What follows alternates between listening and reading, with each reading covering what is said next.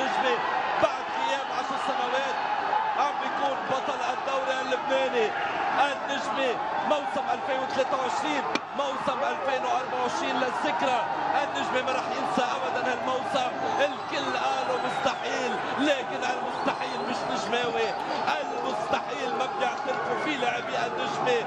موسم صعب، موسم شهد تغييرات، تقلبات، غيابات، ايضا العنصر الاجنبي ما كان حاضر، ما كان مساعد، لكن لاعبي النجمة ابطال.